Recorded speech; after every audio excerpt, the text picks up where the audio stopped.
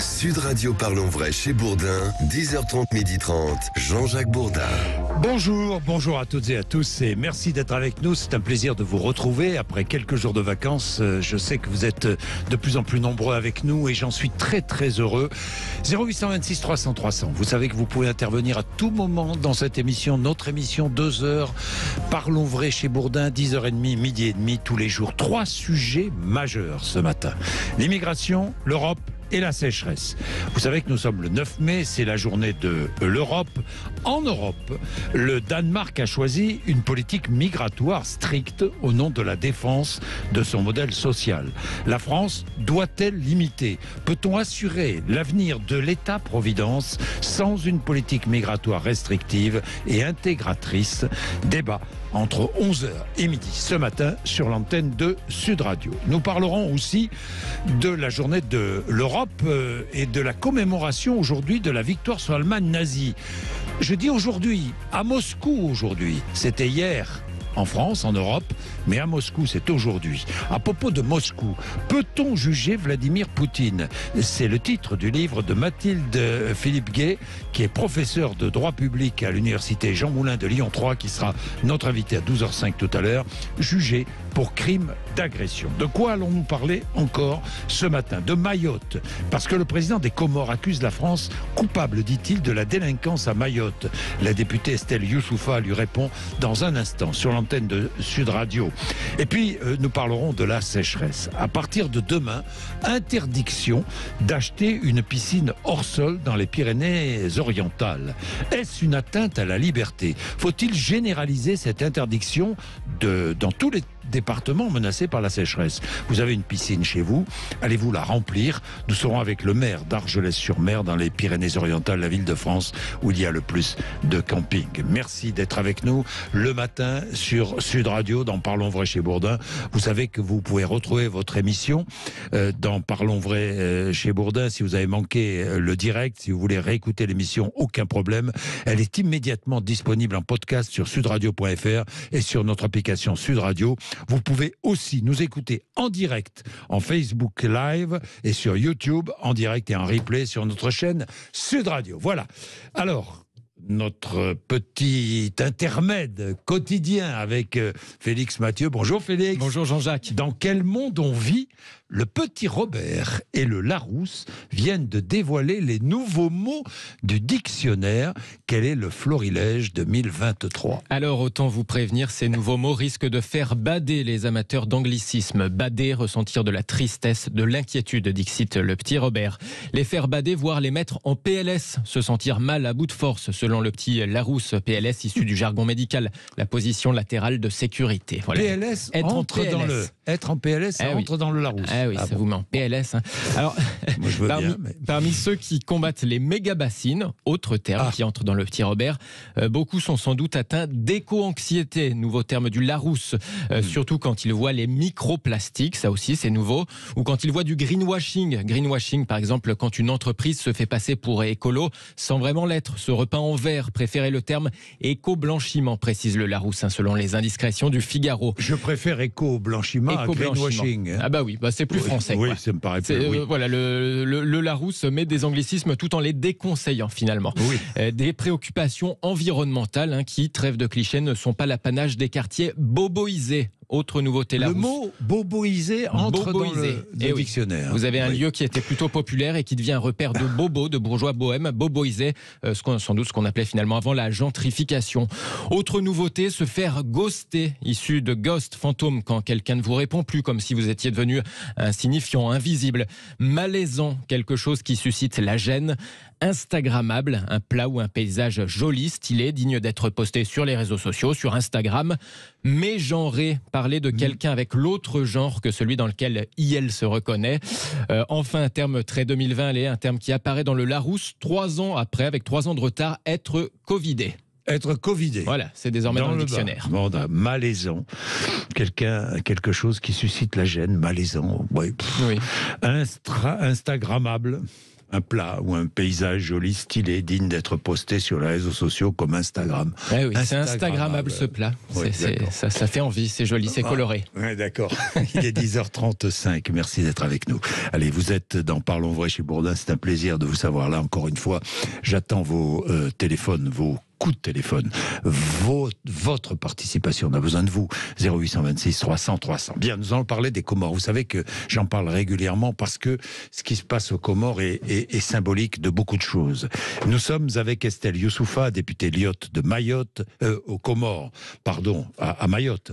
Estelle Youssoufa, vous êtes députée Lyotte de Mayotte. Bonjour Estelle Youssoufa.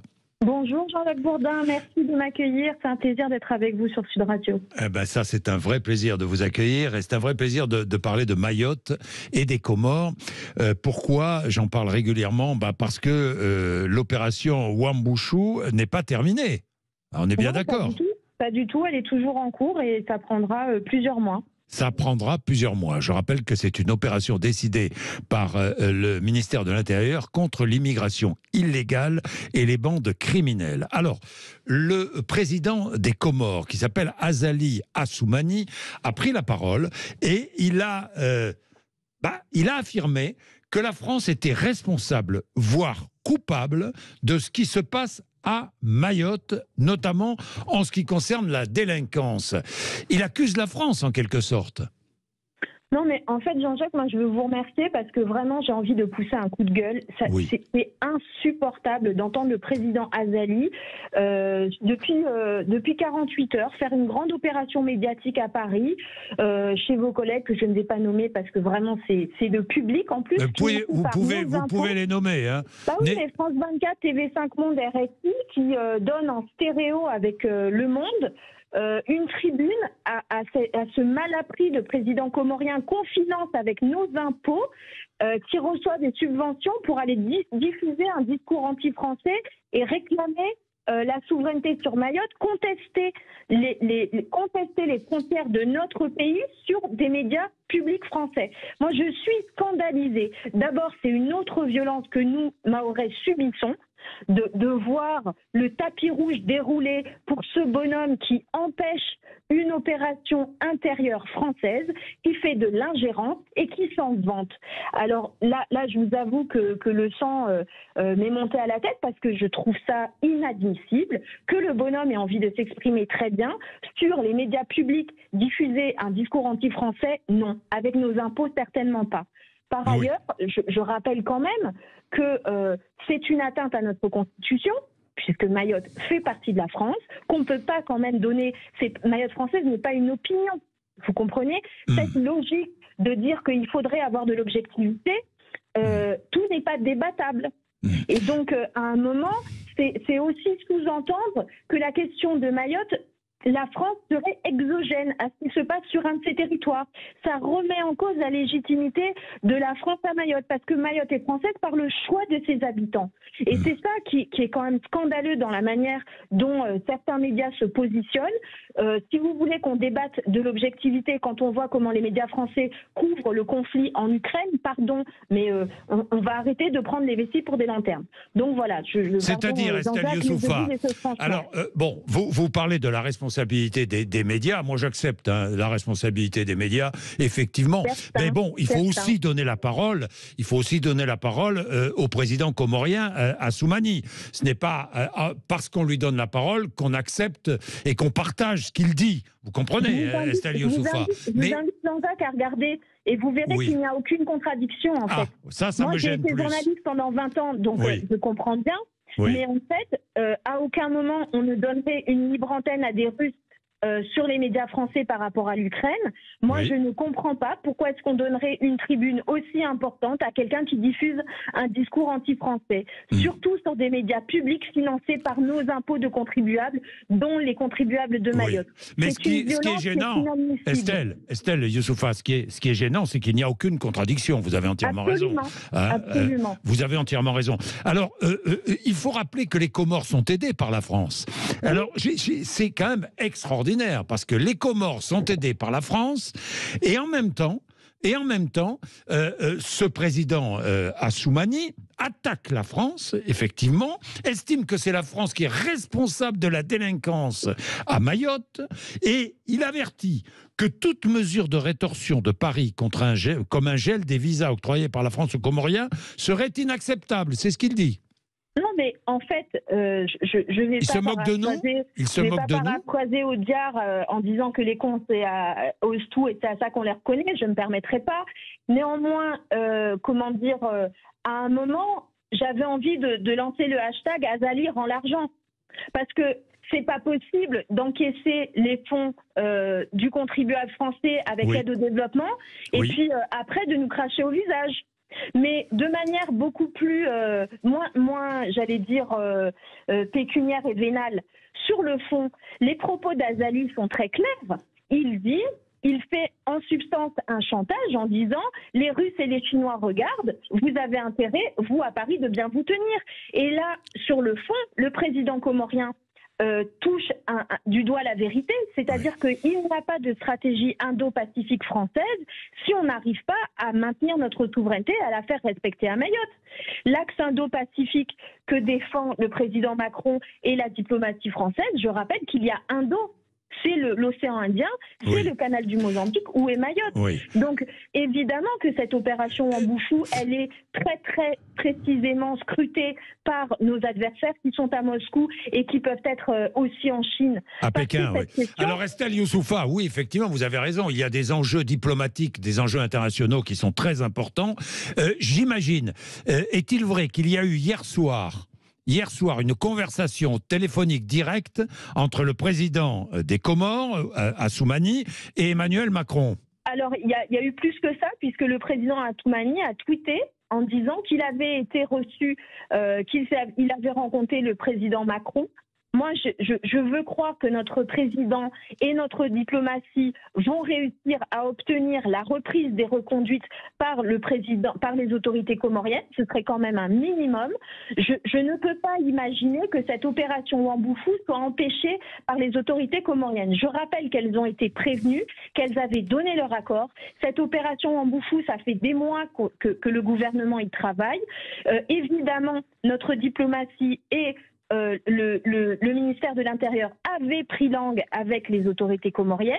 Donc, on ne peut pas avaler les postures complètement mensongères du président Azali. Et puis, je veux vous dire quelque chose. Ce qui est quand même important, c'est que ces gesticulations diplomatiques ne sont pas sans conséquences sur le terrain.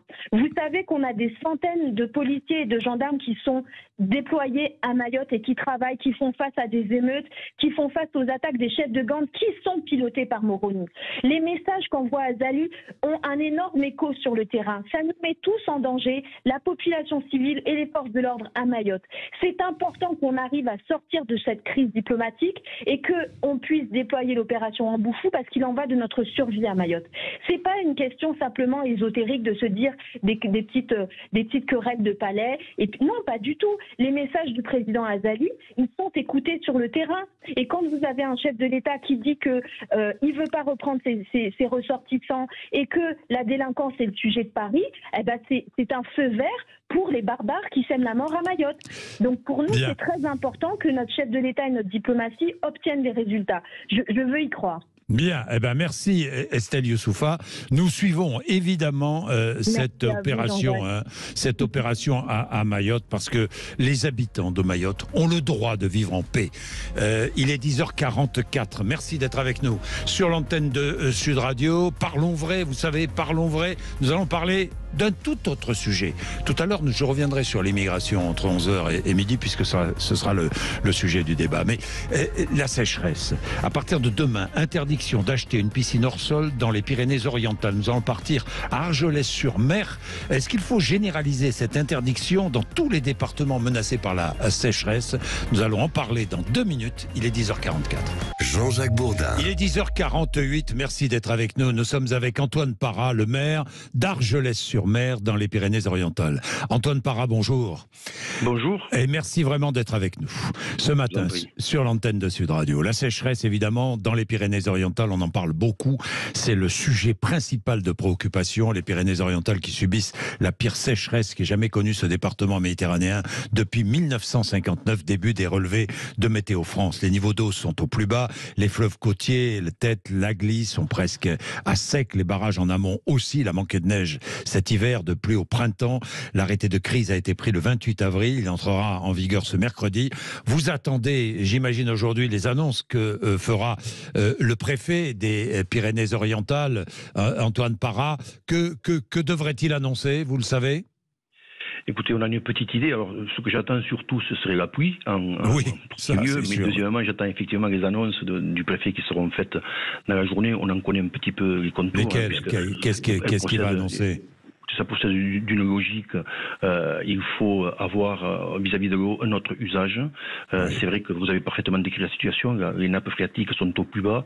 L'inquiétude pour l'été qui s'annonce est réelle. Et donc il s'agit de prendre conscience que c'est un effort collectif qui va être nécessaire pour passer cet été. Et évidemment, les usages qui ne sont pas essentiels doivent être proscrits. Alors, on va prendre des mesures, notamment, par exemple, l'interdiction de la vente des piscines hors sol, comme ça a été déjà signalé. On va demander de ne pas refaire les niveaux des piscines, puisqu'il faut malgré tout que les piscines soient pleines, parce qu'elles risquent, c'est risqué de garder une piscine vide, on ne peut pas le faire. Donc, il faut au maximum limiter ces usages-là, non pas tellement parce que le gain en termes d'économie d'eau est essentiel, mais je crois qu'il est essentiel de donner des images symboliques qui aident à faire l'effort, parce que ce qui ne serait pas soutenable, c'est que les agriculteurs puissent voir des piscines se remplir et les gens s'ébattre à l'intérieur des piscines, et eux ne puissent pas arroser leur récolte. Ça, évidemment. Évidemment. Antoine Parra, donc c'est clair, interdiction d'acheter des piscines hors sol dans les Pyrénées-Orientales. Il y aura aussi d'autres mesures. Par exemple, les golfs sont obligés d'utiliser des eaux usées. Je crois qu'il y a 2 golfs dans les Pyrénées-Orientales. Il y a d'autres mesures aussi qui sont prises pour les campings, par exemple. Vous avez beaucoup de campings sur votre ville ? Oui, nous sommes même la capitale européenne du camping, puisqu'il y a plus de 50 campings à Argelès-sur-Mer. Combien 50 campings Plus de 50 campings à Argelès-sur-Mer. Ah oui. Oui, effectivement, c'est un enjeu essentiel. Les campings font partie de notre économie au plein sens du terme. Ils contribuent énormément à l'emploi, à la richesse du département. Enfin, la richesse. C'est quand même un des départements les plus pauvres de France, et malgré tout, ça contribue au bien vivre dans le département.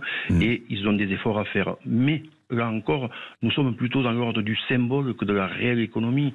Il faut tout relativiser. Les campings consomment 25% de ce que consomme le territoire. Ce n'est pas quand même énorme. Ils consomment 10% de ce qu'on consomme à Argelès-sur-Mer. Donc, c'est pas énorme, c'est beaucoup quand même. C'est pas énorme, parce que en même temps, la consommation ménagère n'est pas la consommation la plus importante, c'est la consommation agricole. Et c'est là qu'on rentre dans une thématique dans laquelle il ne faut pas rentrer, en tout cas qu'il ne faut pas qu'on verse dedans, qui est une opposition entre le monde agricole et le monde du tourisme. Parce que jusqu'à aujourd'hui, ils ont toujours été complémentaires, l'un a servi l'autre. Ça n'est pas aujourd'hui qu'il va falloir les opposer. Non, donc, vous avez raison. Antoine Parra, on ne pourra plus laver sa voiture aussi, hein? Exactement, ça je crois que c'est encore une fois des mesures de bon sens qui participent à l'acceptation des efforts qu'il faut faire.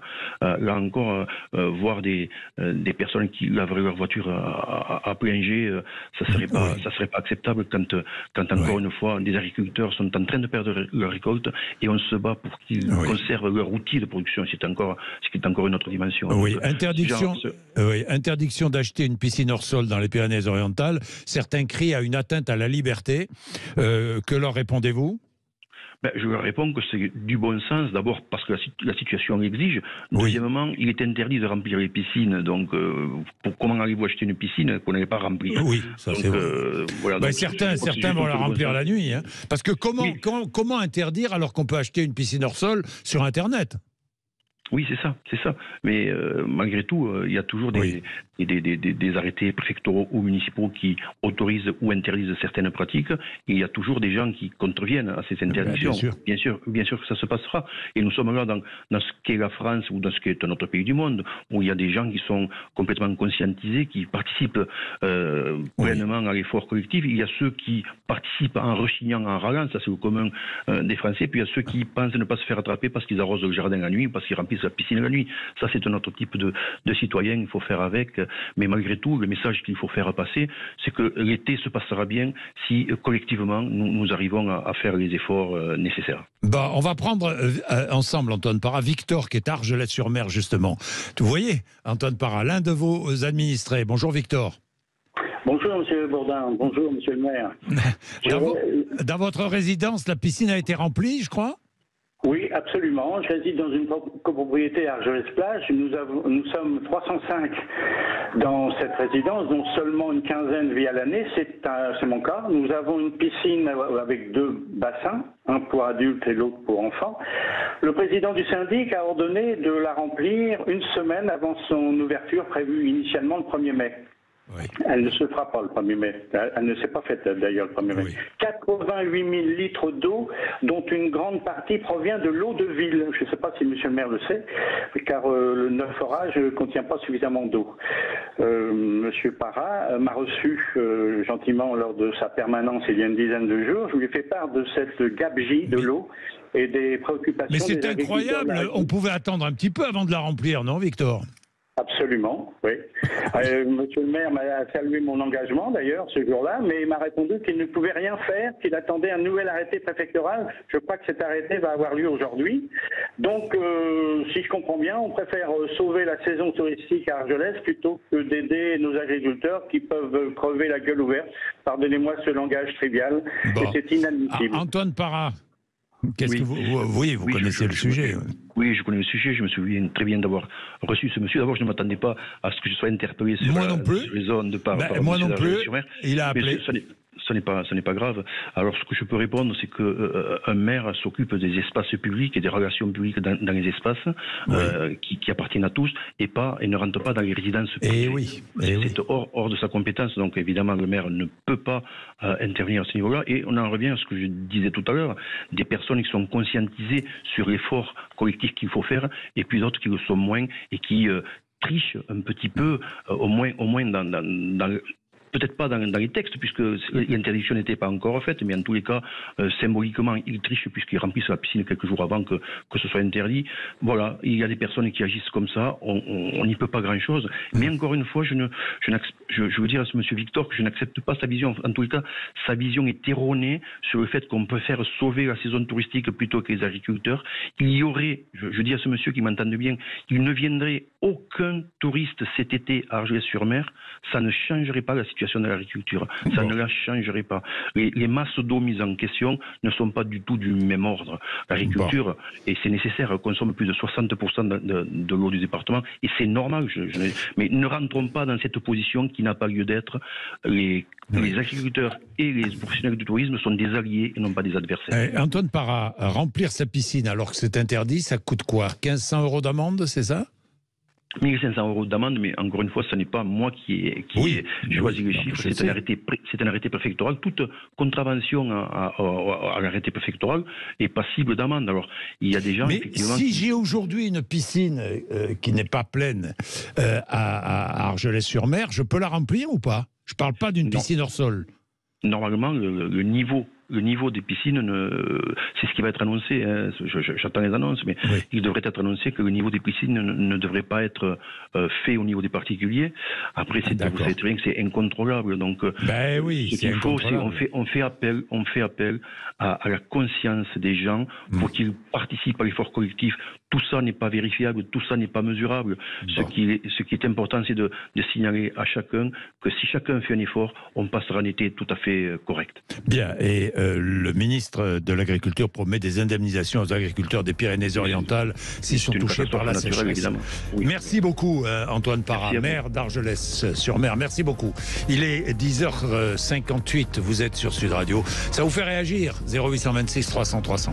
Jean-Jacques Bourdin. Il est 11h04, merci d'être avec nous. C'est la journée de l'Europe, vous savez, nous sommes le 9 mai et il y a un des sujets, pas le sujet majeur, mais un des sujets majeurs discutés en Europe, évidemment, c'est la politique migratoire de l'Europe. On en saura d'ailleurs un petit peu plus dans les semaines qui viennent. Mais je voulais parler d'immigration ce matin. Pourquoi ?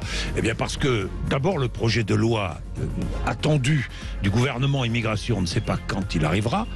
Elisabeth Borne nous a dit bientôt, mais bientôt, avant l'été, après l'été, quand, on ne sait pas. Quel projet de loi ?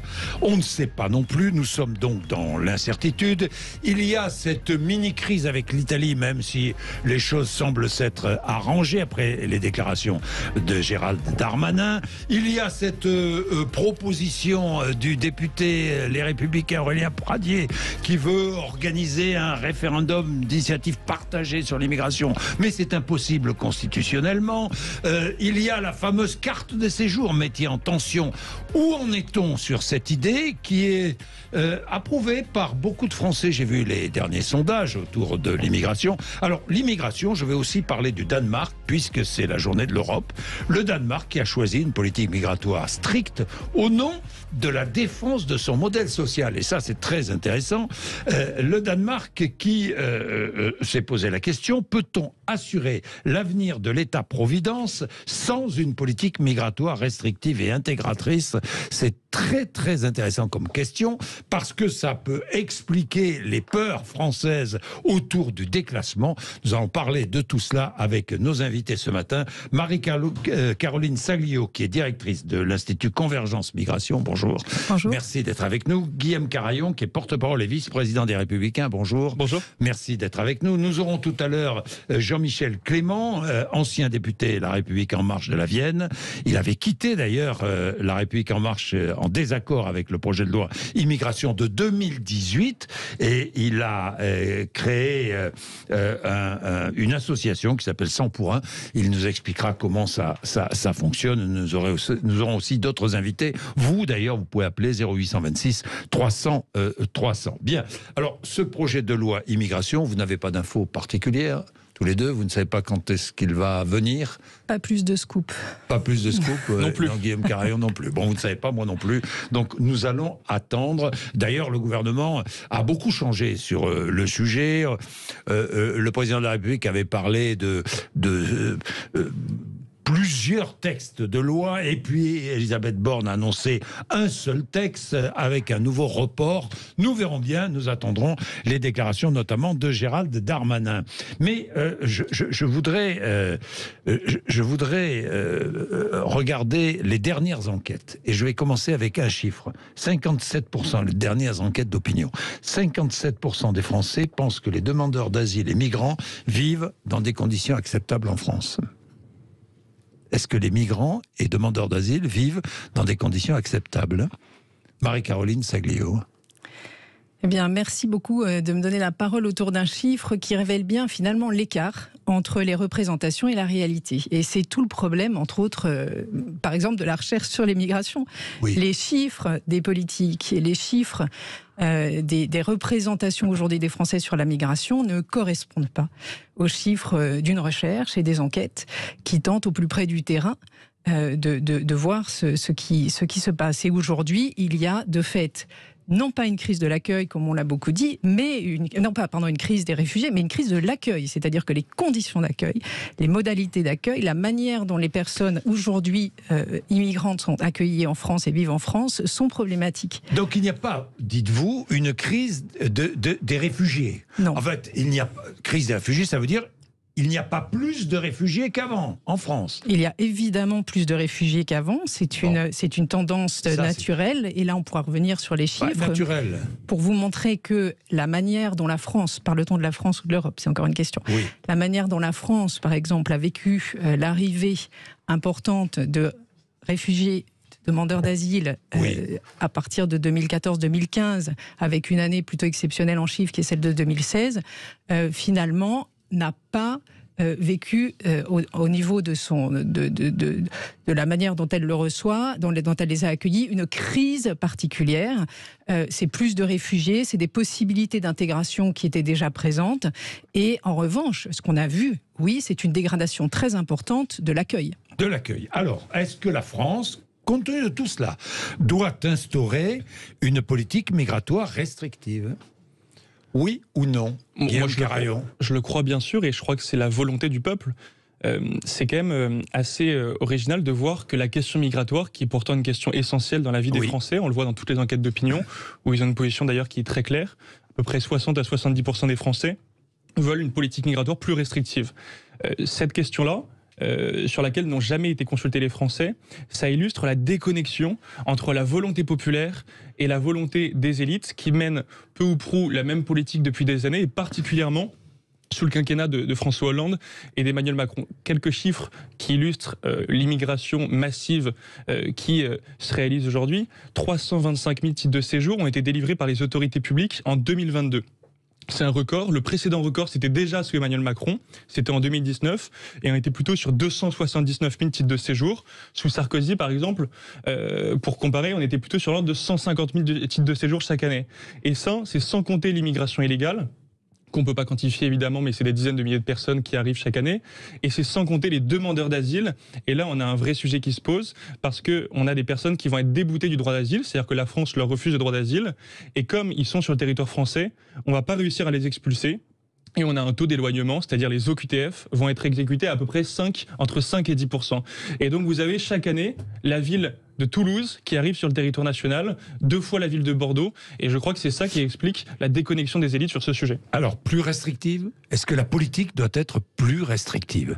Avant de vous répondre, Marie-Caroline Saglio. Merci. Avant de vous répondre, j'aimerais reprendre un petit peu les chiffres que vous avez donnés. Vous avez parlé des premiers titres de séjour délivrés, tout confondu. Je crois qu'il y a énormément de confusion, en particulier dans l'opinion publique. Et les titres dont vous avez parlé, ils sont de 4 ordres, d'accord ?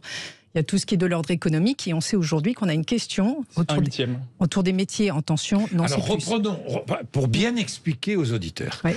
Votre chiffre, reprenez votre chiffre. En 2022, c'est 325 000 titres de séjour. Et pour 325 000 titres de séjour. Et pour le dire en détail, on a un tiers qui est l'immigration étudiante, un tiers qui est du regroupement familial, et puis après, vous avez 1/8 de l'immigration économique pour venir travailler. Un tiers, 1/8, ça marche pas, ça. Non, parce qu'après, un tiers. Non, vous avez d'autres types d'immigration, vous n'avez pas que ça, il y a aussi le droit d'asile, par exemple, mais vous avez un tiers étudiant, un tiers regroupement familial, et parmi le tiers restant, vous avez 1/8 seulement pour les titres de séjour pour travailler, c'est-à-dire économique. Oui, alors que les Français demandent à la mise en place d'un titre de séjour provisoire pour travailler. Oui, mais ils demandent pas forcément. C'est une aspiration des Français, il faut le savoir. Oui, mais ils ne demandent pas forcément d'avoir une main-d'œuvre qui est peu qualifiée, d'avoir des gens qui n'apportent pas grand-chose au pays. Oui, enfin, ça, c'est un autre débat. Ça sera dans le débat. Oui, donc un tiers, ce sont des étudiants qui viennent, un tiers de ces 320 000. Un tiers, bon, cela, on ne va pas changer les choses. Bah si, moi je le crois. Vous pensez qu'il ne faut pas accueillir... ça fait un tiers, ça fait 100 000 étudiants, quoi. Moi, je crois qu'il faut restreindre évidemment le nombre d'étudiants qui viennent chaque année en France. L'année universitaire, vous savez combien elle coûte aux contribuables? Oui. 13 000 €. Oui. Vous savez combien payent les étudiants étrangers dans la plupart des facultés françaises? Par exemple, dans la mienne, celle où j'ai étudié à Paris 1, à la Sorbonne, ça coûte 300 €. Est-ce que c'est normal que des gens qui ne contribuent pas à la richesse nationale dans le sens où ils ne payent pas d'impôts en France, contrairement aux Français, puissent étudier avec l'argent du contribuable? Moi, je crois pas. Moi, je crois qu'il faut revenir à un modèle anglo-saxon, comme ce que font les Anglais, comme ce que font les Américains, où ils font payer plus cher, c'est-à-dire ce que coûte aux contribuables une année pour chaque étudiant. Pour moi, c'est du bon sens. Est-ce que c'est vrai, Marie-Caroline Saglio? Est-il vrai que les étudiants étrangers qui viennent étudier en France ne paient rien? La problématique, presque rien. La problématique, pas du tout. Il y a eu un immense débat justement autour du relèvement des droits d'inscription à l'université, etc. Et moi, étant professeur d'université, c'est vraiment une question qui a été intime. Les facultés n'appliquent pas la consigne nationale, qui est l'augmentation à 3 000 € par an. La problématique n'est pas là. La problématique est que... Elle est quand même un peu là. Non, la problématique est qu'on accueille. On a une politique d'accueil des étudiants et on reste d'ailleurs le 5e pays européen en termes de puissance d'accueil. Et c'est très important pour l'image nationale. Important. Ce que je veux dire par là, c'est capital. C'est capital capital que la France reste un pays de ce point de vue-là attractif. Là, vous êtes pour des d'accord, étudiants. Guillaume Carayon, c'est capital que la France essentiel. accueille des étudiants étrangers. Oui, mais en en nombre raisonnable. On ne peut pas accueillir les moins bons étudiants. Ce n'est pas ça la question. La question pour les études, c'est qu'effectivement, et tout à fait normalement et de manière voulue par la France, on forme des étudiants. Ce qu'il faudrait, c'est justement être capable de retenir un peu plus d'étudiants qu'on a formés. Et une des vraies problématiques est là, c'est-à-dire ne pas laisser repartir des étudiants qui ont été formés et sur lesquels on pourrait ensuite mieux capitaliser. Oui, mais Marie-Caroline Sagliot, ces étudiants qui ont été formés en France et bien formés en France, il est logique qu'ils veuillent retourner dans leur pays pour participer à la progression de leur pays, non ? C'est évidemment...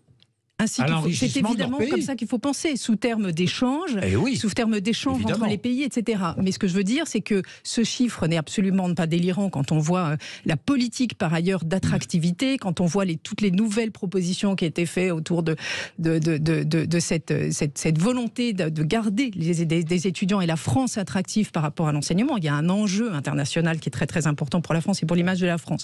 Donc moi, la question étudiante, elle ne me semble pas du tout de la même nature que les autres types d'immigration dont on a parlé, qui là sont au cœur de votre projet de loi, et c'est de celui-là qu'il faudrait parler, parce que là les chiffres sont faux. Bon, alors, un tiers, on oublie, on a parlé des étudiants. Alors, le second tiers... L'immigration familiale. L'immigration, le regroupement familial. Alors, le regroupement familial, quelle proposition faites-vous, Guillaume Carayon, sur le regroupement familial ? Mais nous, on pense qu'il faut le limiter. De manière plus globale... Comment ? Nous, on va déposer, les députés des Républicains avec Éric Ciotti, qui l'a annoncé ce matin. Oui, j'ai entendu. Confrères de France Inter, vont déposer une proposition de loi constitutionnelle sur la base de l'article 89 de la Constitution, qui va permettre de freiner drastiquement la politique migratoire, c'est-à-dire les flux migratoires. Je parle du regroupement familial. Les flux migratoires, effectivement, ça participe. Ça passe notamment par la fin du regroupement familial. Alors, interdiction de tout regroupement familial. C'est-à-dire qu'un étranger, d'où qu'il vienne, vient travailler en France ou étudier en France, il n'a pas le droit de faire venir sur le territoire français sa copine, son épouse, ses enfants. On est bien d'accord. On va peut-être en parler, mais c'est précisément ce que fait le Danemark. C'est-à-dire qu'un ingénieur, oui, je vais en parler. Non, mais je voudrais que les auditeurs comprennent bien. Un ingénieur américain qui vient en France ne peut pas faire venir sa famille. Vous êtes lucide quand même que l'immigration aujourd'hui dans votre pays, c'est pas beaucoup d'ingénieurs américains qui viennent en France. Je suis d'accord, ou un travailleur ou un travailleur étranger. Mais non, mais la vérité, un travailleur, je ne sais pas moi, chinois. La vérité, en fait, ce que ressentent, je pense, une grande majorité de Français, et ce que disent jamais les politiques, peut-être par tabou, c'est que on importe dans notre pays des gens qui ont très peu de compétences, qui sont en gros des bac-5, et on exporte des gens qui sont des bac+5, des talents. Moi, je l'ai vu à l'université. Oui. Des jeunes qui estiment qu'ils ne pourront pas s'émanciper dans notre pays et qui préfèrent aller finir leurs études ou aller travailler aux États-Unis, au Canada, en Angleterre. Moi, ça, je le vois. On a une vraie fuite des talents, des gens brillants qui pourraient s'émanciper en France et qui préfèrent partir pour aller vivre à l'étranger. Et vous avez dans le même temps des gens qui viennent dans notre pays et qui sont, pardon de le dire, mais très peu qualifiés. Très peu qualifiés. Et donc qui apportent moins à la richesse nationale. Et c'est pour ça que vous avez une surreprésentation des étrangers dans les prestations sociales. C'est pour ça que vous avez une surreprésentation des étrangers dans la délinquance, dans la criminalité, parce que c'est souvent des gens qui sont plutôt pauvres, modestes, qui viennent dans notre pays. Et forcément, quand on accueille des gens qui sont pauvres, modestes, on a du mal à les assimiler. Oui. Un mot. Moi, j'aimerais bien qu'on revienne aux chiffres et aux enquêtes et qu'on arrête le regroupement familial. Le regroupement familial, les chiffres depuis 2015 n'ont pas bougé. OK ? N'ont pas bougé. Donc quand on parle des vagues migratoires, etc., ça ne bouge pas. On est toujours avec, moi j'ai les chiffres devant moi, 90 000 à peu près, premiers titres délivrés en France pour le motif familial. 100 000, un tiers, c'est ce qu'on disait. Donc on est là-dessus, ça ne bouge pas, d'accord ? Donc il y a une maîtrise très forte de cette question des regroupements familiaux, qui sont par ailleurs encadrés, si je peux me permettre, non seulement par, vous parlez de la Constitution, mais qui sont encadrés par un certain nombre de lois et de propositions, dont internationales. Vous avez une Cour européenne des droits de l'homme, un article 8, qui d'ailleurs laisse à la France un certain nombre de possibilité de décision souveraine, mais en respectant aussi des droits autour du regroupement familial. Autrement dit, quelqu'un qui prend un attache et qui a des attaches en France au bout d'un certain moment parce qu'il y travaille, parce qu'il y paye ses impôts, parce qu'il participe à la croissance, etc., peut demander au bout d'un certain temps, c'est très très encadré le regroupement familial, le regroupement de sa famille. Et par ailleurs, un autre élément qui n'a pas été compris non plus, je pense, par l'opinion publique, c'est la question, par exemple, de la réunification familiale pour les personnes qui auraient des titres de séjour, cette fois-ci comme réfugiés, qui est encore autre chose. Avec les dernières, j'espère qu'on en parlera, qu'on aura la possibilité d'en parler. On est en train de parler de la question syrienne, on est en train de parler de la question irakienne, parler de la question afghane. C'est quand même des migrations qui frappent l'opinion par les difficultés de ces migrations-là. Il y a eu des ouvertures autour des possibilités de réunir des familles qui étaient des familles en danger et dont certaines personnes avaient réussi à avoir avaient pu avoir une carte de résidence en France et un permis de résident. Et à ce moment-là, on pouvait faire venir une partie de leur famille. Et là, il y a des confusions. Bien, il est 11h19, c'est bien parti. Nous essayons d'être le plus simple et le plus clair possible parce que c'est pas facile, hein, les questions migratoires. Vraiment pas facile. Il faut essayer de dépasser un peu tous nos réflexes naturels ou pas naturels, mais enfin tous nos réflexes sur ces questions-là. 11h19. Jean-Jacques Bourdin. Bien, parlons d'immigration. Alors, de grandes questions chaque fois j'ai vu plusieurs enquêtes. J'ai beaucoup travaillé avant de présenter cette émission. Quand on vous parle d'immigration, qu'est-ce qui vous vient à l'esprit? C'est une question qui a été posée aux Français. Alors, est-ce une chance pour la France? Est-ce un enrichissement culturel? Est-ce une nécessité économique face à la pénurie de main-d'œuvre? Oui, c'est une question posée. Alors, les réponses, trop d'immigrés. Bien souvent, les réponses, il y a trop d'immigrés. Nous n'avons pas les moyens d'accueillir tous ces immigrés. Et puis, l'immigration, ça veut dire violence, insécurité, terrorisme. Trop de droits accordés aux immigrés. Et je pose la question qui finalement est la question fondamentale. Peut-on assurer l'avenir de l'État-providence? Nous défendons notre État-providence, comme les Danois. Et je viendrai tout à l'heure à l'exemple danois. Nous défendons notre État-providence. Alors peut-on assurer l'avenir de l'État-providence sans une politique migratoire restrictive et intégratrice?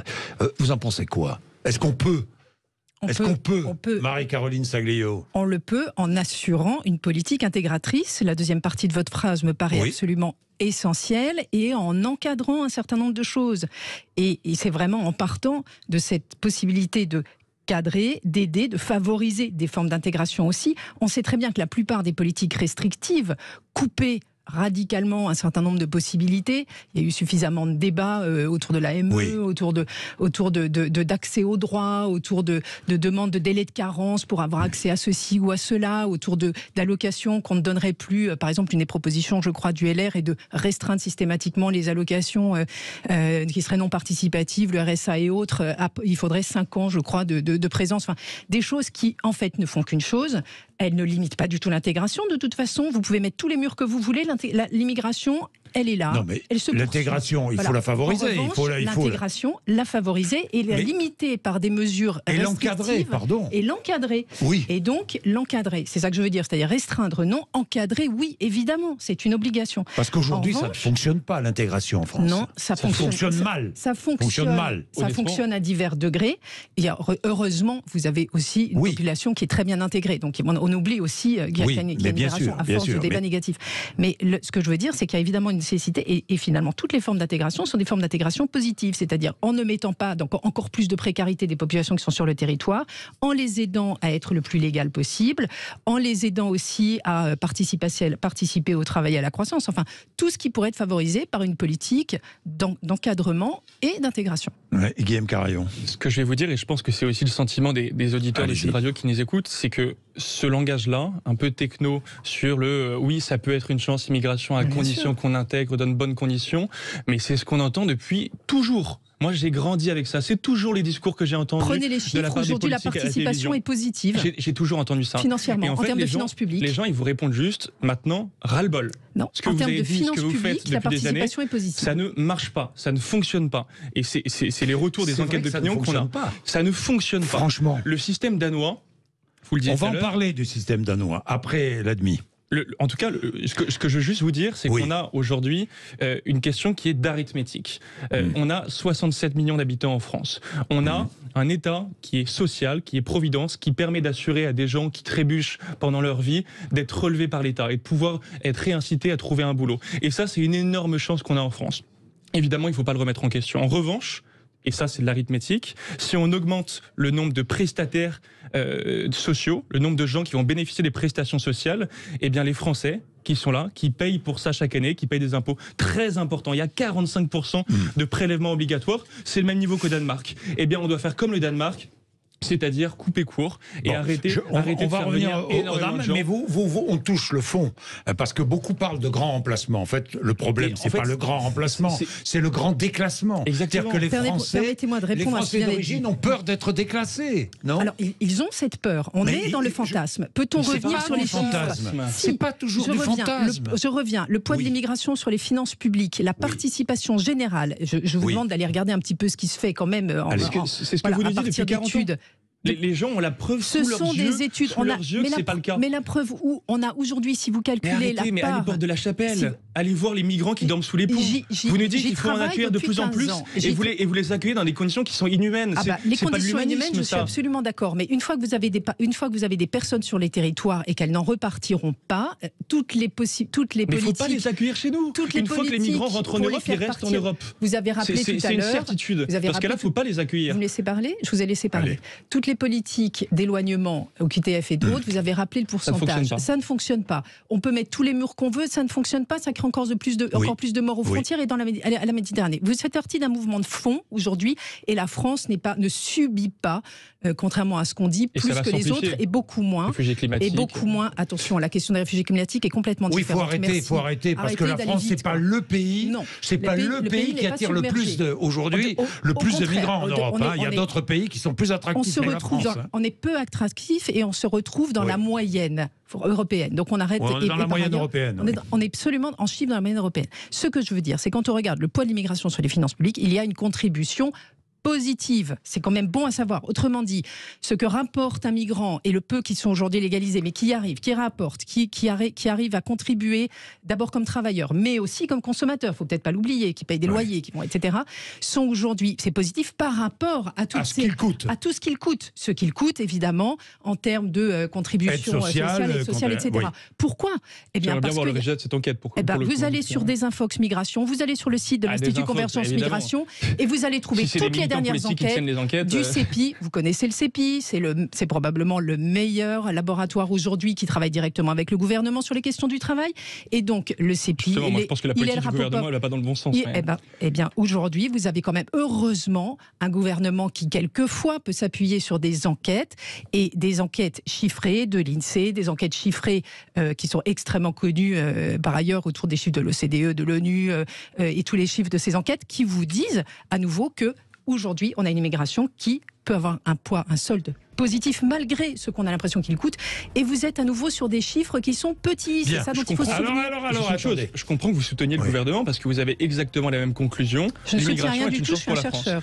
Je ne soutiens rien, contrairement à vous, je ne suis pas une politicienne, je suis un chercheur. Vous appuyez sur des enquêtes qui sont biaisées, qui sont militantes. Nous avons nos enquêtes. Il est 11h30. Dans un instant, on va appeler Sandro Gozzi, qui est eurodéputé, secrétaire général du Parti démocrate européen, qui a été député italien de 2006 à 2018 et qui sera avec nous en direct pour parler à la fois de la France, du Danemark, de l'Europe. À tout de suite, 11h30. Jean-Jacques Bourdin. Il est 11h33. La question migratoire, c'est le débat du jour aujourd'hui. Alors, si vous voulez vous mêler au débat, n'hésitez pas, 0826 300 300. Je regardais les enquêtes. C'est une compilation des enquêtes. Que veulent les Français à propos d'immigration? 93% des Français veulent durcir les amendes à l'encontre des marchands de sommeil. Bon, ça, tout le monde sera d'accord. 89% augmenter les sanctions à l'encontre des passeurs. Là aussi, tout le monde sera d'accord. On est bien là, tout le monde.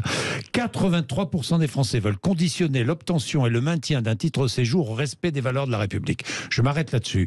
83%, c'est indispensable. Ça, le respect des valeurs de la République, c'est favoriser l'intégration.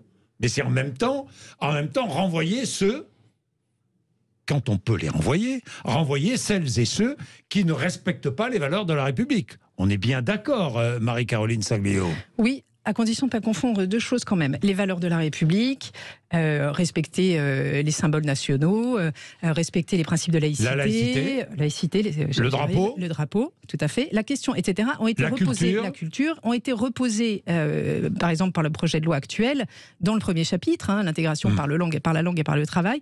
Et là, avec certains biais. Par exemple, la question de, aujourd'hui, pour continuer à avoir un titre de séjour, ou un premier titre de séjour, il faudrait pouvoir passer au bout d'un an un niveau de français, un examen de français qui prouverait que vous êtes capable de le parler. Alors ça provoque des biais absolument inimaginables entre ceux qui seraient déjà francophones, ceux qui ne le seraient pas, etc. etc. Donc il faut faire très attention à la manière dont on l'applique. Mais sur le principe, on est tout à fait d'accord. Mais c'est normal, l'examen de français, ça paraît logique. Alors, il y a manière et pour manière. Obtenir moi, je peux vous dire, je connais 2 personnes qui ont envie d'être français. Bien sûr. Vraiment. Et qui sont en train d'apprendre vraiment le français et qui sont très contents d'apprendre le français. Le français est utile, nécessaire pour s'intégrer. C'est une évidence. On l'a prouvé. Il y a beaucoup de politiques. Il y a la politique du contrat d'intégration républicaine qui le redit chaque jour et qui s'organise chaque jour le mieux possible, parce qu'il y a effectivement d'énormes problèmes, en particulier dans ce projet de loi, sur comment appliquerait-on tout ce que dit ce projet de loi? Et en fait, on s'aperçoit que souvent, c'est totalement impossible.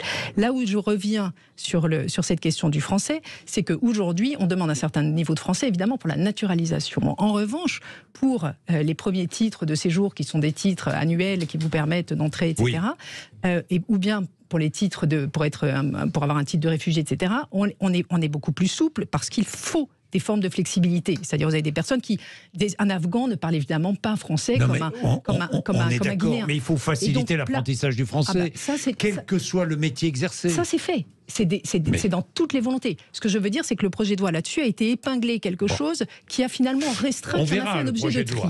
Ça a fait un objet de tri. Sur la question de l'intégration que vous posiez, il est évident que cette question des valeurs républicaines, elle passe dans l'intégration. On est d'accord. Alors, je continue. 81% des Français souhaitent la mise en place d'un examen de français, justement pour obtenir un titre de séjour. Mettre en place un examen de français, ça me paraît logique. 80%. Il y a manière et manière. Il ne faut pas faire un objet de tri, il faut faire un droit. 80% des Français demandent que l'on facilite la délivrance et l'exécution des OQTF, les fameuses obligations de quitter le territoire français. 80% des Français le demandent. Bon, je crois que c'est suffisamment clair. Mais je rappelle quand même que la promesse de Macron, quand il est arrivé à la tête du pays en 2017, c'était 100% d'exécution des OQTF. Bon, c'est pas facile, parce qu'il faut que les pays accueillent. C'est évidemment pas facile, mais pour que ce soit un petit peu plus facile, il faut mener un bras de fer avec les pays d'origine. Ce qui se passe, c'est que vous avez, et Éric Ciotti, il était au Maroc il y a quelques jours pour rencontrer le Premier ministre, il faut obtenir de ces pays d'origine des laissez-passer consulaires. Ce précieux sésame que vous obtenez en mettant en place un rapport de force avec les pays d'origine, en menaçant par exemple de supprimer l'aide au développement, en menaçant de restreindre le nombre de visas que la France délivre. Si vous ne faites pas ça, on arrive à des chiffres qui sont ridicules, c'est-à-dire par exemple pour l'Algérie, 0,1% des OQTF qui sont exécutés. L'Algérie délivre 0,1% de laissez-passer consulaires. Ils se moquent de nous et le gouvernement français se fait piétiner à la fois par l'Algérie, à la fois par le Maroc, parce qu'ils ont réussi à se brouiller avec les deux. C'est un exploit d'Emmanuel Macron. Alors je finis sur cette enquête, parce que laissez-passer consulaire. Oui, laissez-passer consulaire, très vite. Alors. Oui, en fait, j'ai envie de dire que là, le problème, il est ailleurs. La question, c'est la diplomatie internationale de la France, par exemple, et sa présence en Afrique. C'est intéressant, vous avez donné le chiffre de l'Algérie, le chiffre de la Mauritanie, c'est 11%, alors que vous avez d'autres pays, par exemple la Bulgarie, c'est 100%, ça ne pose pas de question. Donc ce que j'ai envie de dire, c'est que là, la question, elle est tout à fait ailleurs. Pour faire exécuter les OQTF, c'est qu'est-ce qu'on fait ? Et qu'est-ce qu'on fait ? Bien sûr, il y a d'abord notre histoire pèse, mais surtout, c'est une véritable question de politique internationale et de volonté, parce que quand vous mettez, comme ce qui s'est passé avec le Maroc, à refuser du coup des visas pour les citoyens, etc., marocains qui souhaitent venir en France, etc., ça vous crée des crises politiques qui dépassent totalement la question migratoire. Regardez les Comores. Vous savez quel est le chantage du président comorien aujourd'hui ? Il dit, c'est très bien. Bon, vous voulez vous opposer à nous, vous Français ? C'est très simple, nous on se tourne vers la Russie et la Chine. Les enjeux dans l'océan Indien sont terriblement importants. Donc, c'est vrai qu'au niveau politique étrangère, c'est extrêmement difficile à gérer. C'est évident. Alors, je continue ma petite liste. 74% des Français veulent la création d'un titre de séjour spécial pour les personnes exerçant un métier en tension. 74% des Français. Vous vous y opposez ? Vous, Guillaume Carayon, oui. Moi, je crois qu'au lieu de penser à créer une nouvelle filière d'immigration légale, c'est-à-dire transformer une filière d'immigration illégale en une filière d'immigration légale, je termine. Oui. Il faut d'abord penser, et là je pense que les Français seront d'accord avec ce que je vais vous dire, à réguler les flux migratoires. C'est-à-dire que on a, je l'ai dit tout à l'heure, mais on a 325 000 premiers titres de séjour. En même temps. C'est ce que je ne comprends pas en France, c'est qu'on n'arrive pas à concevoir une politique migratoire globale. On va faire juste la seconde solution, on va pas faire la première, et c'est ce qu'on fait depuis 40 ans. C'est pas la bonne solution. Le but, évidemment, vous avez en fait, on parle de métiers en tension, typiquement de gens qui travaillent dans la restauration, qui ont un travail qui est extrêmement précaire, qui n'ont pas de contrat de travail, qui sont pas protégés par le droit social.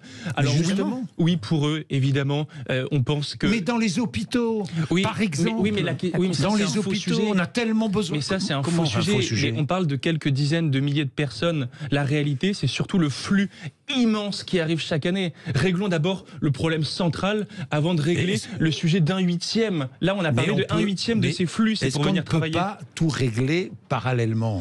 Ce serait l'idéal. Avec ces responsables politiques, moi, je ne crois pas une seconde. Non seulement est-ce qu'on ne pourrait pas, mais il faut évidemment. C'est une évidence. Ça me paraît évident. Et par ailleurs, vous parlez, excusez-moi, on parle effectivement de peu de personnes parce que le projet de loi est rikiki, j'ai envie de dire, par rapport à la réalité.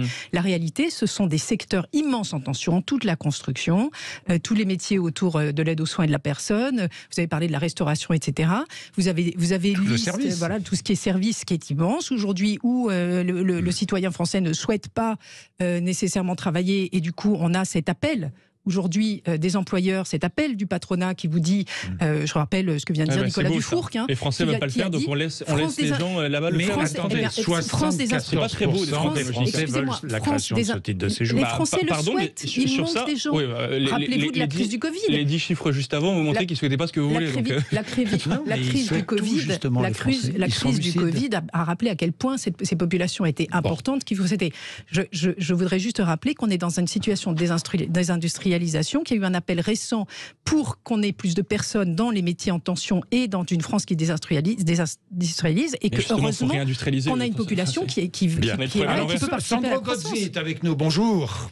Merci. Bonjour. Merci d'être avec nous. Alors, je disais, on prenait l'exemple du Danemark, et je posais la question. Si le Danemark a mis en place une politique dissuasive en matière d'immigration, n'est-ce pas pour défendre le modèle social danois, Sandro Gozzi? Sans doute, il y a aussi la nécessité de garder un modèle social qui est en difficulté au Danemark comme ailleurs. Oui, après, comme ailleurs. À la lumière aussi des chiffres que vous avez donnés, il faut voir si l'immigration est un problème pour le modèle social ou est aussi une façon de contribuer à la durabilité du modèle social. Les chiffres, si on parle des chiffres, après, vous savez, l'immigration, c'est un sujet extrêmement émotionnel. Et donc, parfois, les chiffres ne suffisent pas à régler les débats publics. Mais les chiffres en France, comme en Italie, comme je crois en Danemark, dit le contraire. Dit que les migrants réguliers, les migrants intégrés, sont aussi un avantage pour les modèles sociaux et pour les marchés du travail. Vous avez rappelé ce que les patronats dans tous les pays européens nous disent. La question, c'est tout ce qui est clandestin et régulier. Le cœur du problème, selon moi, de l'immigration, c'est exactement comment on reprend les contrôles sur tout ce qui est clandestin et irrégulier. Voilà, sur l'immigration irrégulière et clandestine. Alors, Sandro Gozzi, que prépare l'Europe, là? Parce que on attend, là, je crois qu'il va y avoir des annonces bientôt. Au Parlement européen, il y a deux semaines, on a adopté un pacte pour l'asile et l'immigration que maintenant nous allons discuter avec les gouvernements, avec les États. Et ce pacte nous donne la possibilité en tant qu'Européens justement de reprendre les contrôles et donne réponse à plusieurs sujets que vous avez évoqués il y a quelques minutes. Donne des réponses à la nécessité d'utiliser les poids économiques de l'Europe pour obtenir plus de coopération avec les pays d'origine sur la gestion des flux et aussi sur les retours de ceux qui n'ont pas le droit à rester en Europe parce que tous les pays européens ont des problèmes en tant que, disons, États séparés. Mais l'Europe peut exercer un poids considérable avec son budget pour le développement vis-à-vis des pays d'origine. Il y a une gestion plus efficace des frontières externes et aussi des engagements plus importants de la part des pays de premier accueil pour éviter ce qu'on appelle les mouvements secondaires, pour éviter que, une fois qu'un migrant arrive en Espagne, en Italie, on tourne les dos et on le laisse arriver aux Pays-Bas, en Allemagne, en France. Donc, si vous voulez, c'est un paquet qui va absolument dans la bonne direction. Oui, mais Sandro Gozzi... de la lutte contre les flux irréguliers. Mais Sandro Gozzi, que peut faire l'Europe, justement, pour pousser des pays partenaires de l'Europe à accueillir ces migrants que les pays européens ne veulent plus accueillir sur leur sol? Tout d'abord, si un pays européen n'évoque plus un migrant, c'est parce que cet individu n'a pas de titre à rester sur le territoire européen. On est d'accord, mais encore... Il n'a pas un contrat de travail ou tout simplement n'a pas le droit...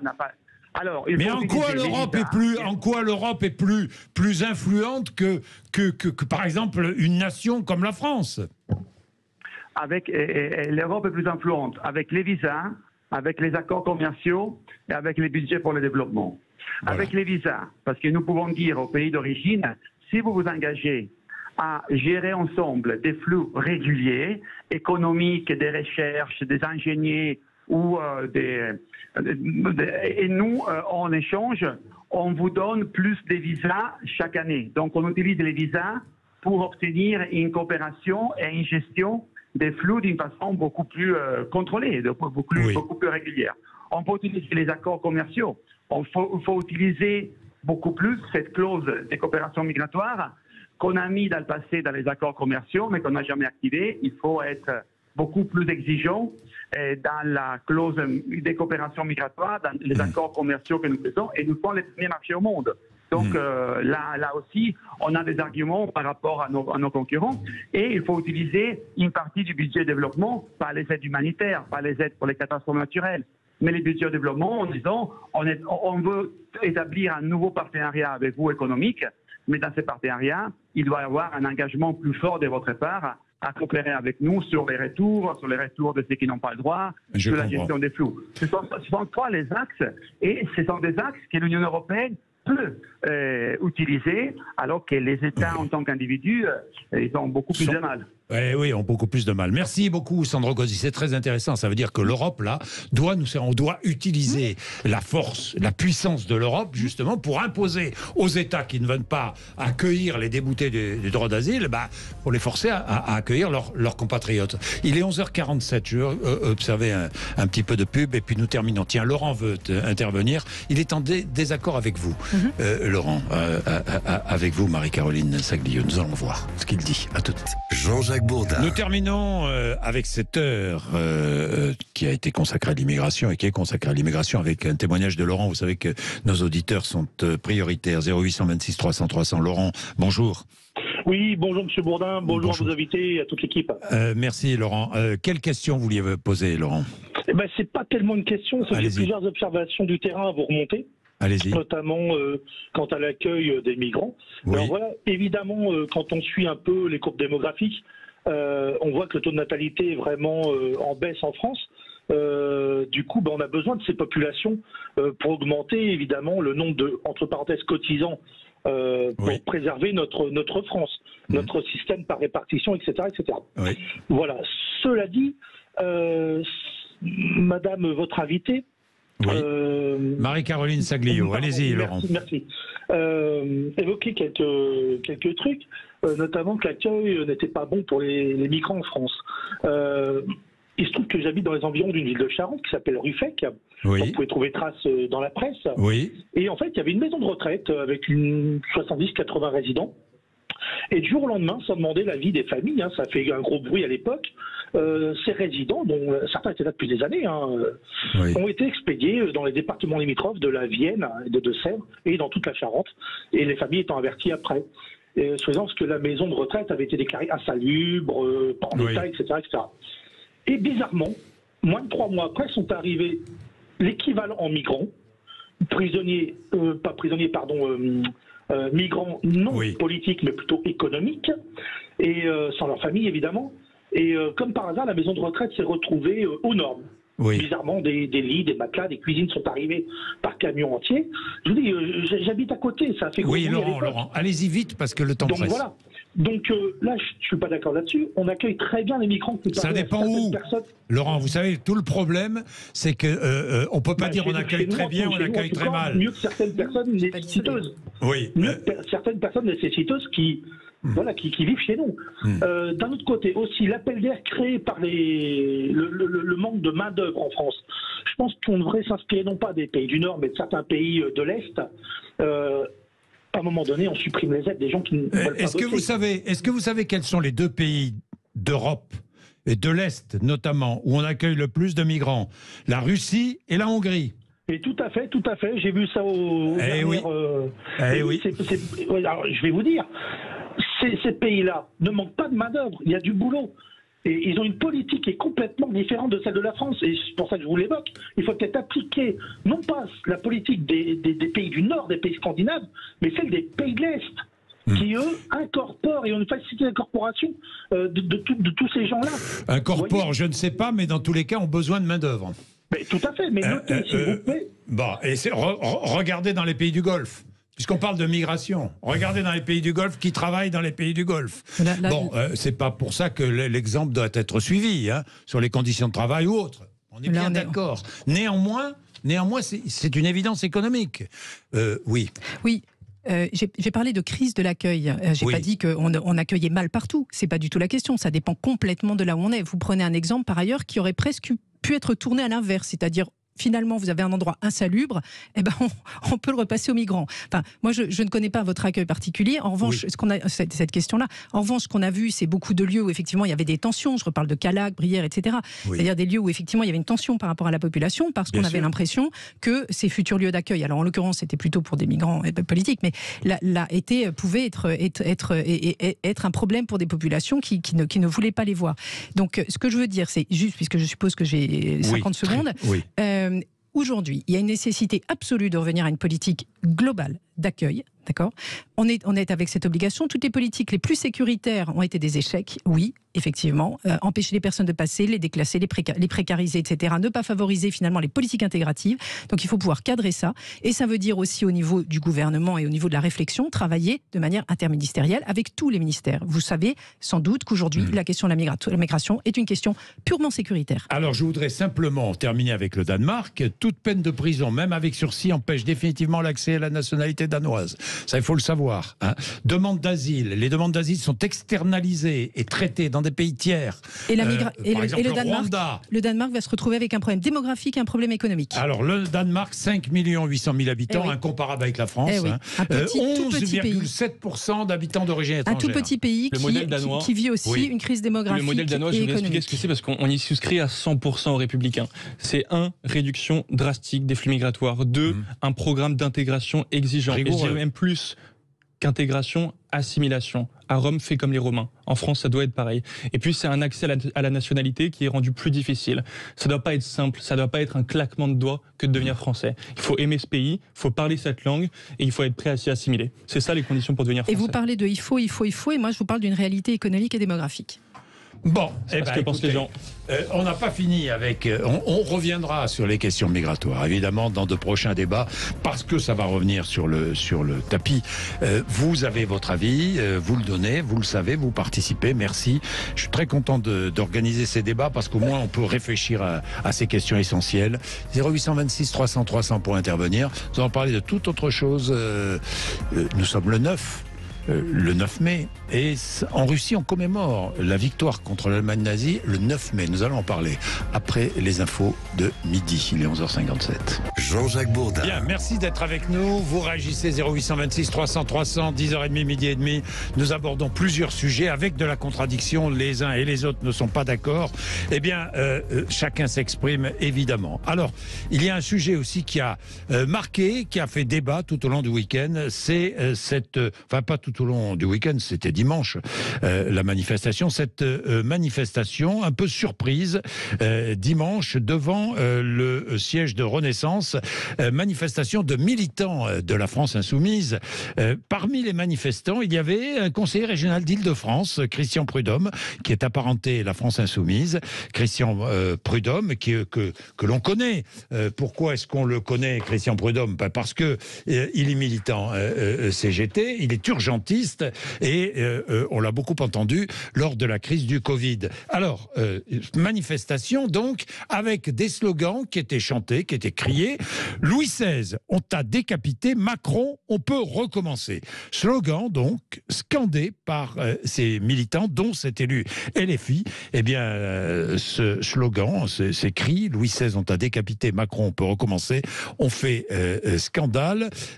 On fait scandale et je voudrais appeler un historien et pas n'importe lequel, puisque cet historien qui est avec nous maintenant, c'est Claude Quetel, qui est spécialiste de la Révolution française, auteur de Croix ou meurt, histoire incorrecte de la Révolution aux éditions Talandier-Perrin.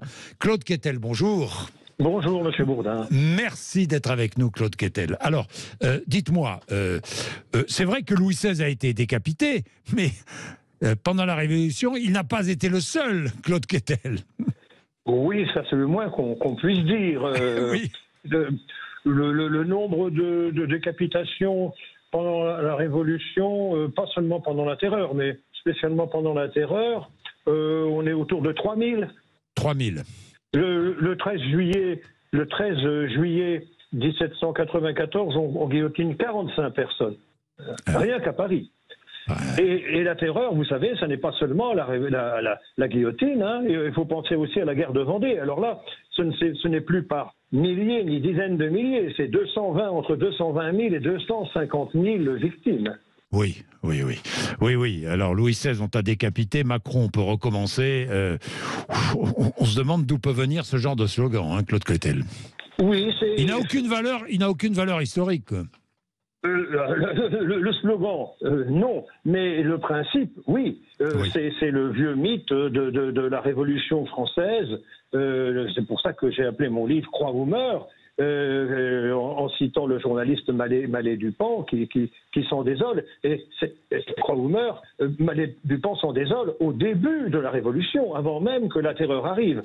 Oui. Mais vous savez, le tribunal révolutionnaire est créé 2 ou 3 mois seulement après la décapitation de Louis XVI. Mais il y a une phrase que je trouve, moi, très intéressante, une députation du Club des Jacobins à la Convention s'écrit « Il est temps que l'égalité promène la faux sur toutes les têtes ».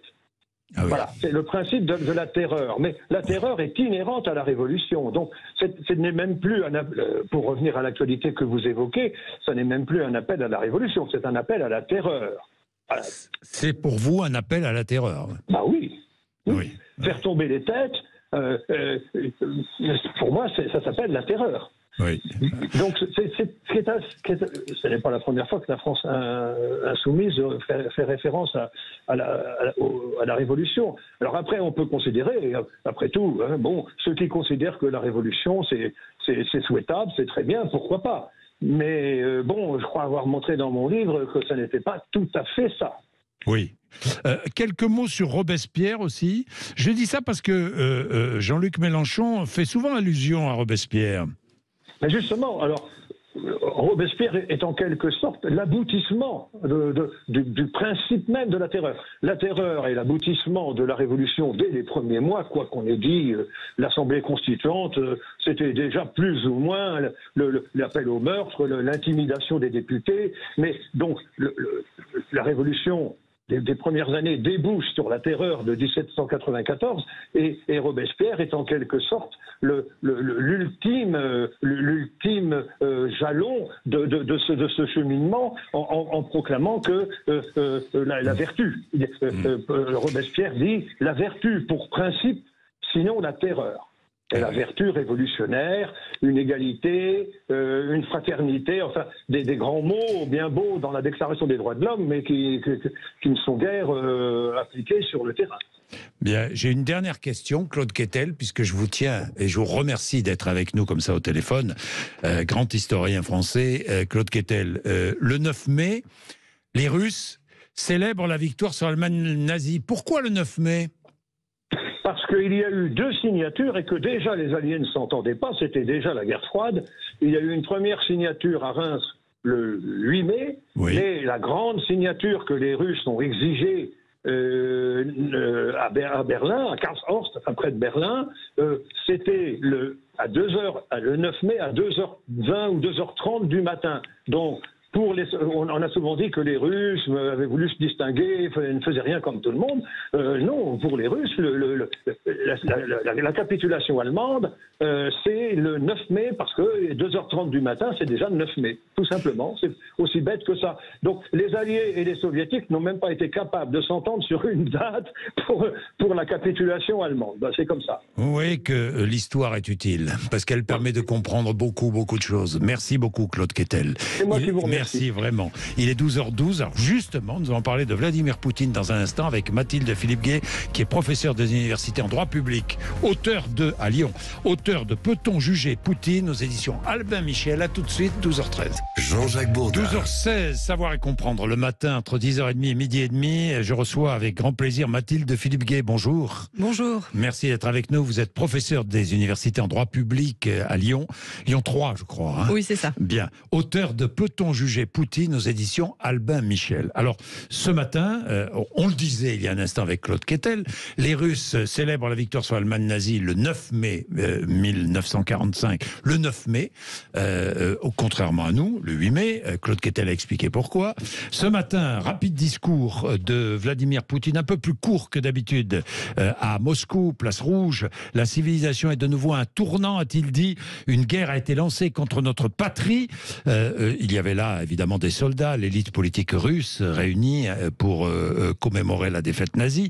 Les élites occidentales sèment la haine et la russophobie, a enchaîné Vladimir Poutine, accusant l'Ouest d'avoir oublié qui a défait les nazis. Ils détruisent la mémoire aux soldats soviétiques pour créer un culte aux nazis, a-t-il déclaré. Ils cherchent à détruire notre pays.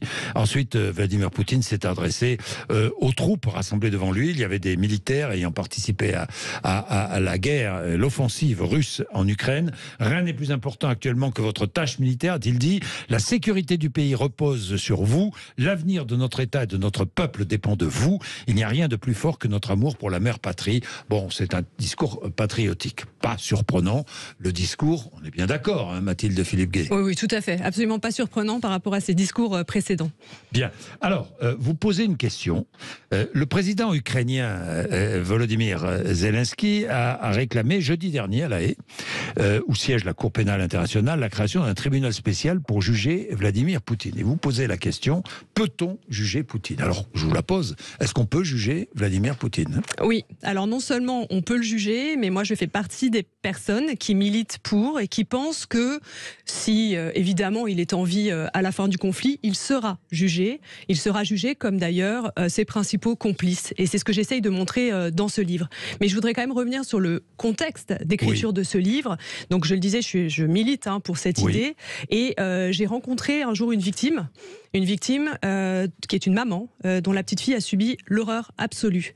Et c'est cette maman qui m'a vraiment conduit à écrire ce livre parce qu'elle m'a demandé, elle m'a dit, mais qu'est-ce que ça va changer pour ma fille et moi que vous jugiez Vladimir Poutine? Et peut-on le juger? Et c'est pour elle que j'ai écrit ce livre et c'est ce que j'essaye de montrer. Qu'est-ce que ça va changer? Qu'est-ce que ça va changer pour elle? Eh bien, ça change tout. D'abord, je vais parler un petit peu de manière générale. Ça va changer tout pour le monde parce qu'il faut absolument que nous rappelions les règles. Il y a eu trop de violations ces dernières années.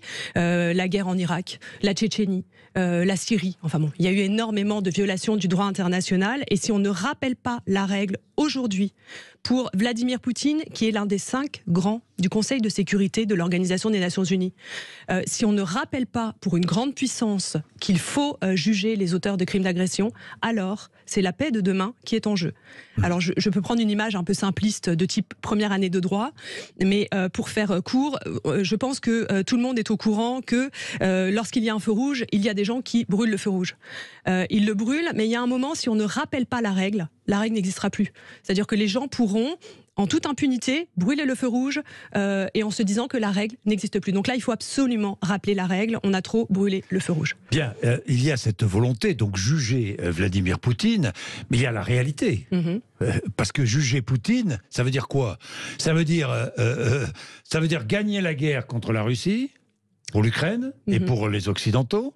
Ça veut dire quoi ? Ça veut dire déstabiliser totalement le pouvoir russe et faire en sorte que Poutine quitte ce pouvoir forcé, contraint forcé, parce qu'il ne quittera pas le pouvoir tout seul. Ça veut dire beaucoup de choses. Oui, mais on sait est-ce que il n'y a pas aussi, avant cela, la recherche d'un compromis de paix ou la recherche d'une solution pacifique? Alors d'abord, on sait que c'est possible. Ça a déjà été fait. Donc il y a des présidents en exercice, des responsables dirigeants des dirigeants de premier plan qui ont déjà été jugés de cette manière-là. Donc on sait que c'est possible. Et à chaque fois, d'ailleurs, on disait pendant la guerre, ce ne sera pas possible. Je vous donne 2 exemples. Nuremberg, on disait ça ne sera pas possible de juger les hauts dirigeants nazis. Ça a été le cas. On disait également pour Milosevic, ce ne sera pas possible de juger ce président en exercice, il ne pourra pas être arrêté par la police yougoslave, ça a été le cas. Donc c'est possible. Simplement, effectivement, les conditions sont quand même importantes et attention, il ne faudra pas nécessairement vaincre la Russie pour que Vladimir Poutine soit jugé. Il peut être trahi de l'intérieur, comme ça a été le cas pour d'autres. Il peut également faire une erreur. Et ça, on le voit, je pourrais vous donner des exemples, mais il y a des exemples de hauts dirigeants qui ont fait des erreurs et il peut très bien faire une erreur. Donc c'est possible de ce point de vue-là. Ensuite, est-ce qu'il faut absolument une politique ? On n'en est pas là, évidemment. Est-ce qu'il faut une pacification ? Mais est-ce qu'on peut accepter de ne pas le juger si c'est pour trouver une paix ? Aujourd'hui improbable, mais pour trouver une solution de paix. Je crois que les Occidentaux. Franchement, la question. Je crois vraiment que les pays sont en train de répondre non. Et il me semble Vous croyez que les Américains répondent non ? Oui, ils font partie des pays qui négocient pour. Et alors c'est récent, mais ça y est, ils viennent d'entrer dans le processus et eux aussi veulent mettre en place ce tribunal, alors qu'on sait bien, puisqu'ils font partie des États qui ont violé la règle. En agressant l'Irak en 2003, c'était une guerre manifestement illégale. Ils ont violé la règle et même eux, maintenant, négocient pour que ce tribunal puisse être mis en place. Donc c'est le moment de rappeler la règle. Même ceux qui l'ont violée auparavant sont en train de faire partie du processus. Alors il faut savoir que ceux qui font partie du processus, maintenant on pourra leur appliquer la règle. On pourra leur dire, vous avez participé au jugement de Vladimir Poutine, maintenant vos dirigeants doivent être exemplaires. Vous voulez dire aucune paix avec Poutine? Alors aucune paix possible avec Poutine? Alors paix possible, mais il faudra un jugement. C'est-à-dire que le jugement fait partie aussi de la paix. Le jugement des plus hauts responsables. Aucune paix possible sans jugement, ce que vous voulez dire. Le jugement des plus hauts responsables. Évidemment, pour les subordonnés, il faudra regarder ce qui se passe. C'est ce qui, d'ailleurs, dans la plupart des accords de paix, on peut avoir des amnisties. Simplement, ces amnisties, à mon avis, ne doivent pas se faire au détriment de la vérité. C'est ce qui s'est passé en Afrique du Sud. En Afrique du Sud, il y a eu une amnistie, mais simplement, il a fallu que les coupables se livrent à des aveux complets et demande le pardon des victimes.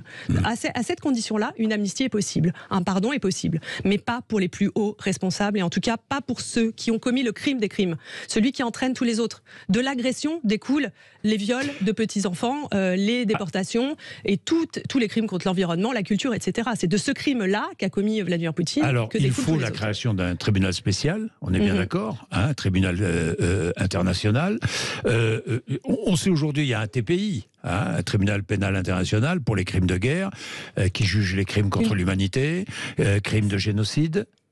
Et le crime d'agression, alors la Cour pénale internationale, c'est une cour permanente, pénale, effectivement, qui juge les 3 crimes internationaux dont vous avez parlé. Et très récemment, on vient de lui adjoindre le crime d'agression. Sauf que il faut l'activer. Donc on est en 2017 et il faut que tous les pays, au fur et à mesure, donnent leur consentement pour que la CPI puisse juger le crime d'agression. Donc pour l'instant, il n'est pas possible encore de juger devant la CPI. C'est pour ça qu'il faut ce tribunal spécial temporairement pour la situation en Ukraine. Mais après, l'objectif, c'est que la Cour pénale internationale... Il y a combien de pays qui aujourd'hui adhèrent à cette idée de tribunal spécial? De tribunal spécial, alors il y a les principaux pays européens, il y a l'Union européenne, il y a des organisations aussi. Le Conseil de l'Europe, les États-Unis, dans les principaux pays. Voilà, donc ce qui est très symbolique, et la Grande-Bretagne. Donc ce qui est très symbolique, c'est qu'on a quand même des membres du Conseil de sécurité. Alors je vais vous poser une question un peu provocatrice, volontairement.